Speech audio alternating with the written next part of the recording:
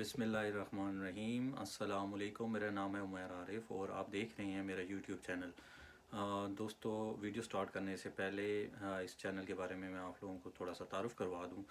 Basically ये channel मैंने travelling से रिलेटेड बनाया है। इस चैनल पे आपको ट्रैवलिंग से रिलेटेड सारी इंफॉर्मेशन मिलेंगी और आप लोगों को इमिग्रेशन के दौरान जो मामलात पेश आते हैं उनके बारे में मैं आपको ब्रीफ़ करूँ। और इसके अलावा आप लोगों ने घर बैठे कैसे कंट्रीज़ के वीज़े अप्लाई करने हैं वो सारी इंफॉर्मेशन आपको A to Z सारी इस चैनल पे मिले। आपने gov.uk की वेबसाइट पे जाना है, वहाँ पे इसका ऑनलाइन फॉर्म फिल करना है। ऑनलाइन फॉर्म फिल करेंगे, वहाँ पे फ़ीस इसकी जमा होगी जो कि तकरीबन 6 मंथ के विज़िट वीज़े की जो फ़ीस है वो £100 है। और इसी तरह 2 इयर्स की जो फ़ीस है वो तकरीबन £376 है। इसी तरह आप 5 इयर्स का वीज़ा भी अप्लाई कर सकते हैं, 10 इयर्स का वीज़ा भी अप्लाई कर सकते हैं। वहाँ पे आप जब फ़ीस जमा करवाएंगे तो उसके बाद आपने वही आपको लिंक आगे VFS ग्लोबल की वेबसाइट पे लेके जाएगा जहाँ पे आपने अपॉइंटमेंट लेनी है और अपने डॉक्यूमेंट सबमिट करवाने हैं। आप लोग ऑनलाइन भी खुद भी सबमिट करवा सकते हैं, लेकिन इसके लिए फिर भी बायोमेट्रिक के लिए आपको VFS के ऑफिस जाना पड़ेगा।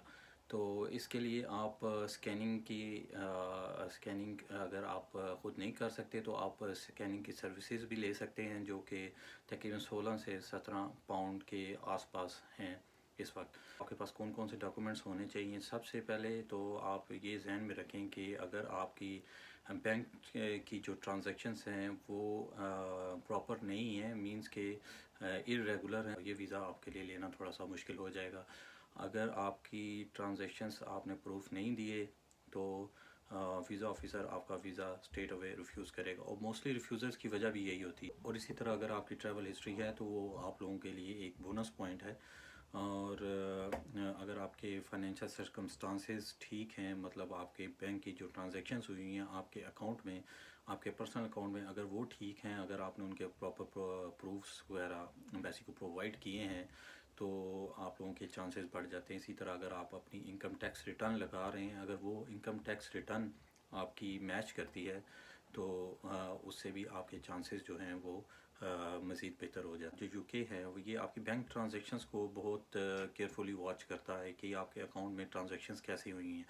अगर आपके ट्रांजैक्शंस जस्टिफाई हैं और आपने proper source of income show किया हुआ है, आपने प्रॉपर बताया हुआ है कि आपके अकाउंट में अकाउंट से ये पैसे आ रहे हैं और आपकी इनकम टैक्स रिटर्न जो आप लगा रहे हैं अगर वो मैचिंग में हैं और आपकी फैमिली टाइज स्ट्रॉन्ग हैं तो आपके चांसेस ये वीज़ा लेने के बढ़ जाते हैं। इसी तरह आपकी फैमिली टाइज जो हैं वो उनको कंसीडर किया जाता है। आप लोगों ने डॉक्यूमेंट्स कौन कौन से सबमिट करवाने हैं वो हमेशा ऑलमोस्ट जितनी भी एम्बेसीज़ हैं सब लोगों के सब एम्बेसीज़ के साथ एक ही तरह के डॉक्यूमेंट्स जो हैं वो सबमिट किए जाते हैं। जो सैलरीड पर्सन हैं वो अगर तो अपने उनके अकाउंट में प्रॉपर सैलरीज क्रेडिट हो रही हैं तो वो एक प्लस पॉइंट है। इसके अलावा आपको अपनी सैलरी स्लिप्स देनी चाहिए, साथ आपको अपनी टैक्स रिटर्न देनी चाहिए, टैक्स डिटेक्शन सर्टिफिकेट आपको देना चाहिए, आपको अपने लीव लेटर लेना चाहिए, नो ऑब्जेक्शन सर्टिफिकेट देना चाहिए। और इसी तरह अगर आपके कंट्रैक्ट हुआ, अगर आपके पास पड़ा हुआ कंट्रैक्ट आपकी कंपनी की तरफ से तो वो भी आप साथ ज़रूर लगाएं। और फैमिली टाइज़ के लिए आप अपना FRC family station certificate, marriage certificate और जो बर्थ सर्टिफिकेट आपके चिल्ड्रन के हैं वो ज़रूर लगाएं। और इसके अलावा आप एक अच्छा सा एक ट्रैवल प्लान दें और ट्रैवल इंश्योरेंस करवाएं। और ये एडिशनल चीज़ें हैं, ट्रैवल इंश्योरेंस, ट्रैवल प्लान और होटल बुकिंग वगैरह। लेकिन फिर भी अगर आप पाकिस्तान से या किसी भी एशियन कंट्री से अप्लाई कर रहे हैं तो ये चीज़ें साथ ज़रूर लगाएं, क्योंकि जब आप ये चीज़ें लगाएंगे तो ये आपकी टाइज शो करेगा। और इसी तरह अगर आप बिज़नेसमैन हैं तो आपको हमेशा दो स्टेटमेंट्स आपको सबमिट करवानी चाहिए, एक आपकी बिज़नेस बैंक स्टेटमेंट और दूसरी आपकी पर्सनल बैंक स्टेटमेंट। जो बिज़नेस बैंक स्टेटमेंट है वो अगर आप किसी भी तरह चला रहे हैं, अगर उसकी कुछ बड़ी ट्रांजैक्शंस के अगर आप प्रूफ दे देते हैं तो वो एक اچھا امپریشن پڑتا ہے. اور اسی طرح اگر آپ بزنس کے ساتھ پرسنل بینک اسٹیٹمنٹ سبمٹ کروا رہے ہیں تو ہر مہینے آپ کی ایک مخصوص رقم جو کہ آپ اپنے اکاؤنٹ میں پرسنل اکاؤنٹ میں ٹرانسفر کر رہے ہیں تو وہ پراپر ریفلیکٹ کرنی چاہیے. اس سے ہوتا ہے کیا؟ اس سے ہوتا یہ ہے کہ ان کو نظر آتا ہے کہ یہ بندہ پراپر بزنس کر رہا ہے اور یہ اس کی اتنی انکم جو اس کے پرسنل اکاؤنٹ میں آ رہی ہے تو یہ پراپر ریفلیکٹ کر رہی ہے. اسی حساب سے آپ کا ہر منتھ کتنا خرچہ ہو رہا ہے وہی آپ کا 4 سے 5 مہینے اتنا ہی خرچہ آپ کا شو کرنا چاہیے. اسی طرح آپ کا اگر تو انکم ٹیکس ریٹرن آپ کی میچ کرتی ہے تو آپ ضرور لگائیں. اور اس کے ساتھ آپ کو چیمبر کے لیٹر لگانے چاہیے. ٹھیک ہے، چیمبر کے اگر تو بزنس پرپس کے لیے اپلائی کر رہے ہیں تو چیمبر کا ریکمنڈیشن لیٹر ساتھ لگائیں. ٹھیک ہے، اور اسی طرح آپ اپنے ایف بی آر میں جو رجسٹرڈ آپ کی کمپنی ہے یا بزنس ہے تو وہ آپ ضرور بتائیں.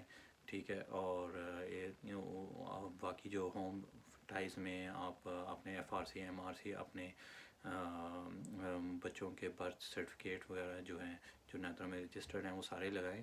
اور اگر یہ چیزیں لگائیں گے جتنے ڈاکومنٹس آپ ٹائز میں شو کریں گے اتنا ہی آپ لوگوں کے لیے بہتر ہے.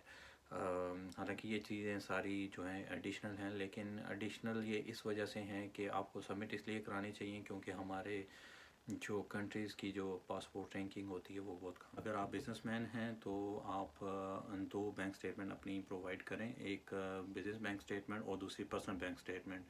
اب 2 بینک اسٹیٹمنٹ آپ کو کیوں پرووائڈ کرنی ہے؟ اس کا آسان سا جواب یہ ہے کہ ویزا آفیسر کے لیے یہ ڈیسائیڈ کرنا ایزی ہو جاتا ہے کہ آپ کی پرسنل انکم کتنی ہے. اگر آپ کے بزنس اسٹیٹمنٹ میں ٹرانزیکشنز بہت زیادہ ہیں تو آپ بڑی ٹرانزیکشنز کے کچھ پروف دے دیں تاکہ ویزا آفیسر کے لیے یہ ڈیسائیڈ کرنا ایزی ہو جائے کہ آپ کا بزنس جو ہے وہ رننگ میں ہے. اور اسی طرح آپ کو ہر منتھ ایک انکم رکھنی چاہیے جو آپ پراپر اپنے پرسنل اکاؤنٹ میں بزنس اکاؤنٹ سے ٹرانسفر کر رہے ہوں. اور اسی طرح اگر آپ اپنی پرسنل انکم کے حساب سے اگر آپ ٹیکس ریٹرن فائل کر رہے ہیں تو وہ بھی آپ کو اپنے کیس کے ساتھ سبمٹ ضرور کروانا چاہیے کیونکہ یہ ایک اچھی ٹائز بنتی ہیں. اور اس کے علاوہ جو ڈاکومنٹس ہیں وہ آلموسٹ ساری ایمبیسیز کے سیم ہیں، جیسے کہ چیمبر آف کامرس کا سرٹیفکیٹ ہو گیا، آپ کا چیمبر کا کارڈ ہو گیا، اور اسی طرح آپ کے ایف پی آر کے ڈاکومنٹس ہو گئے جو جہاں پہ آپ نے اپنا بزنس رجسٹر کروایا ہوا ہے. اگر آپ نے کوئی کمپنی بنائی ہوئی ہے تو آپ اس کمپنی کے ڈاکومنٹس بھی ساتھ پرووائڈ کر سکتے ہیں. اسی طرح فیملی ٹائز میں آپ F R C M R C بچوں کے برتھ اسٹیشن سرٹیفکیٹ اور دیگر جو ایڈیشنل ڈاکومنٹس آ جاتے ہیں. آپ نے ہوٹل بکنگ، ٹریول پلان، ایک اچھا سا کور لیٹر لکھ کے دیں، اور ایئر لائن ریزرویشن. یہ اگر آپ نہیں بھی دیتے تو اس کا کوئی ایشو نہیں ہے، لیکن پھر بھی اگر آپ دے دیں تو آپ کا کیس جو ہے وہ بہت اچھا ایکسپلین ہو جائے گا اور ویزا آفیسر کو یہ چیز سمجھنے میں بھی ایزی ہو جائے گی کہ یہ بندہ کیا کرنا چاہ رہا ہے، کیوں جانا چاہ رہا ہے. جتنا اچھا آپ اپنا کیس پریزنٹ کریں گے، جتنی جسٹیفیکیشن دیں گے اپنے کیس کے حوالے سے، اتنا ہی ایزی ہو جائے گا آپ لوگوں کے لیے یہ ویزا لینا. بہت ایزی ہے لیکن لوگوں کو پتہ نہیں ہوتا. کئی دفعہ ان کے ریفیوزل بھی آ جاتے ہیں اور جب وہ نیکسٹ اپلیکیشن فائل کرتے ہیں تو ان کا اگین ریفیوزل آ جاتا ہے. اس کی سب سے بڑی وجہ یہ ہے کہ آپ نے اپنا پچھلا جو ریفیوزل ہے اس کو جسٹیفائی نہیں کیا ہوتا. اب جب بھی کیس اپلائی کریں تو اپنے نیکسٹ کیس میں اپنا جو ریفیوزل ہے اس کو ضرور جسٹیفائی کریں. اگر آپ جسٹیفائی کریں گے تو آپ کو ویزا آفیسر کے ذہن میں یہ بات ضرور آئے گی کہ یہ اس بندے نے اپنے جو پرانے والے جو آبجیکشنز ہیں ان کو کلیئر کیا ہے.